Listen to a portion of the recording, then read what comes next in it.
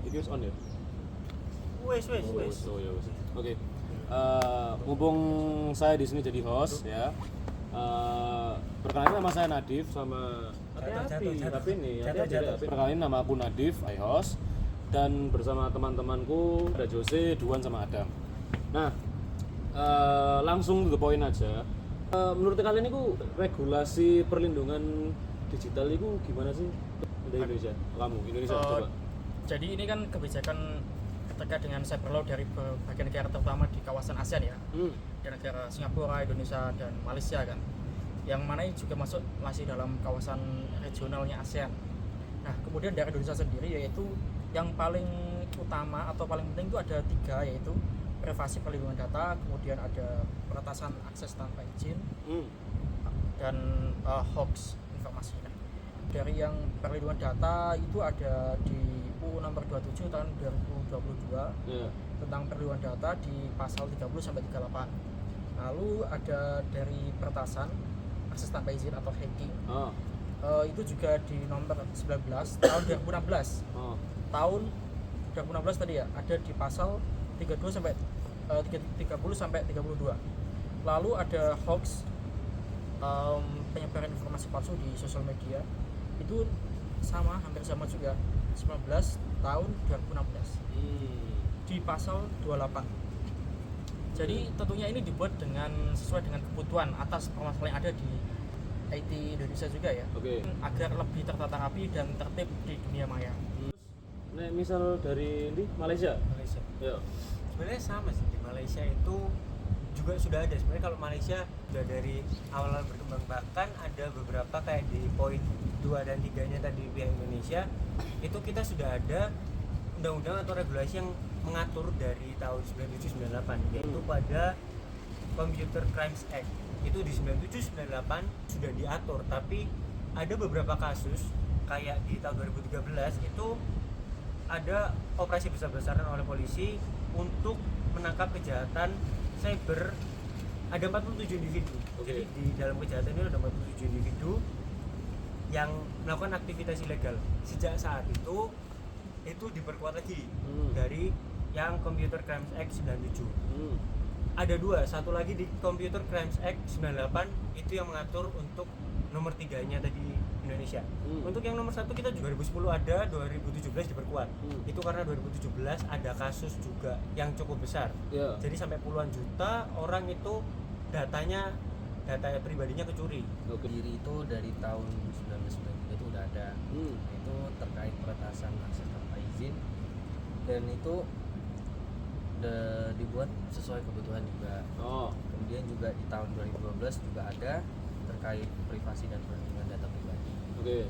Nah, itu juga di personal data protection, dan di Computer Act juga ada. Ya karena perkembangan digital juga sih sebenarnya. Iya sih. Ya, jadi ini semakin perkembangan teknologi itu juga kan teknologi selalu distilahkan pedang bermata dua. Bisa bermanfaat dan juga bisa untuk kejahatan. Jadi dengan adanya teknologi juga adanya hukum dan kebijakan yang mengatur. Berarti itu termasuk palsu dan hoax itu termasuk kan ya? Termasuk. Terus nek semisal iki perlindungan dan hak keamanan gitu gimana kalau dari setiap negara?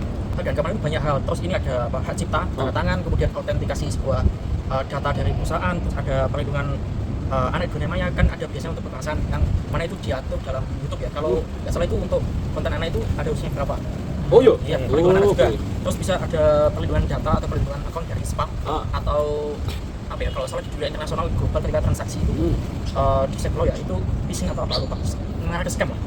Nah, ada juga dengan keamanan cyber.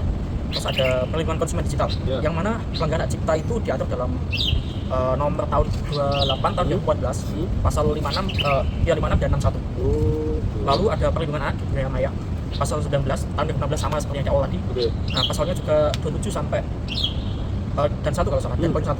Itu juga perlindungan anak dari kalau salah apa ya, konten yang mengarah kepada apa, sensitif, 18+ ya, eksplisit ya.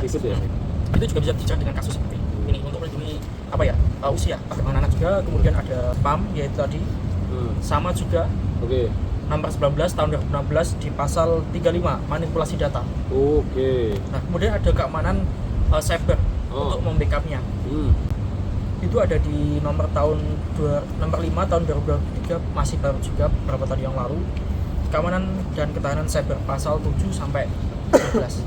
Dengan ini sangat penting karena mengingat kita ya pernah viral ya namanya Bjorka segala macam itu, sebuah institusi tentunya harus membutuhkan perlindungan data yang sangat kuat sekali.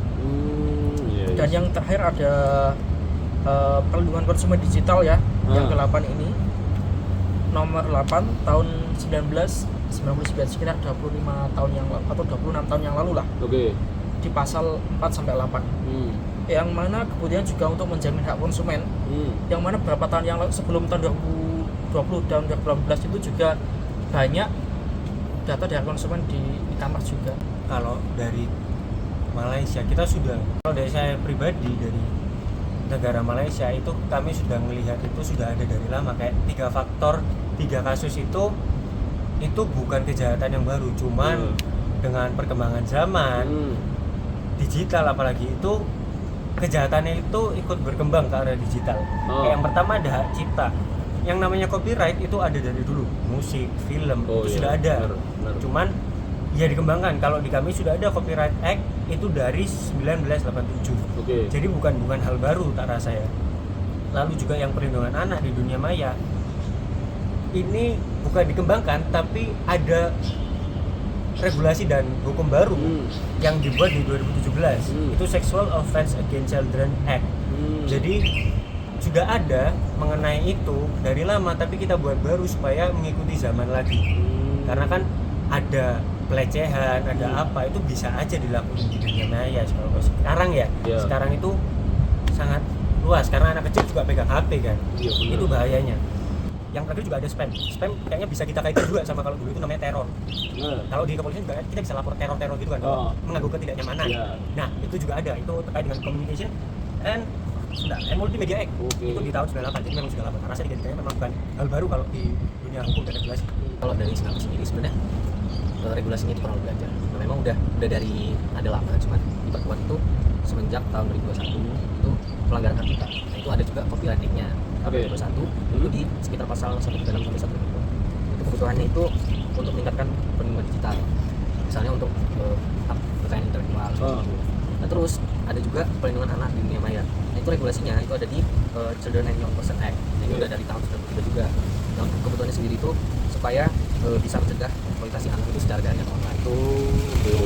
Kemudian juga ada yang kayak sempat disebut juga spam email atau penipuan digital. Nah, itu dari Singapura sendiri itu ada namanya regulasi spam control act. Dan itu juga semenjak tahun 2007 itu sudah ada. Yang kebutuhannya untuk mencegah pengiriman spam juga ada di digital. Nah, dari Singapura itu lebih ke ngatasin di spam ya, berarti. Lebih diketatin di spam itu. Kalau yang keamanan dan ketahanan digital tuh gimana?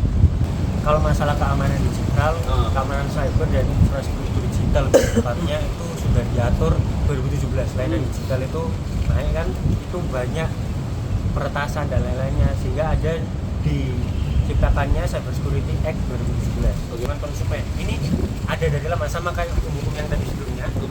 Memang sudah ada dari lama, namanya konsumen bisa ditipu, bisa dibohongi, bisa salah pengertian atas kata-kata yang typo. 2018 Singapura sendiri itu buat cyber act juga. Untuk yang perlindungan konsumen digital itu mereka juga punya consumer protection. Itu semenjak tahun 2003 itu sudah ada sebelumnya, cuman ya itu dikembangkan lagi karena kan mengikuti zaman kan pastinya.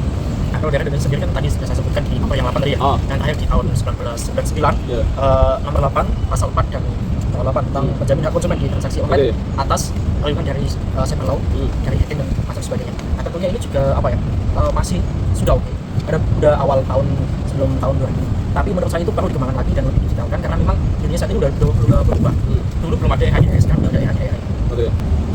Ya itu kalau pencegahan kita nggak bisa bilang pasti tercegah, tapi ada hal yang bisa dicegah, ada yang enggak, ada yang bisa kita cegah, tapi nggak maksimal. Semaksimal pun kita cuma bisa agar meminimalisir lah anggapannya. Jadi ya aku mau sampai bingung sih, kayak maksudnya zaman dulu soal hacking, gue nge-hack apa? Kompas gitu, ini koran. Oke. Cut.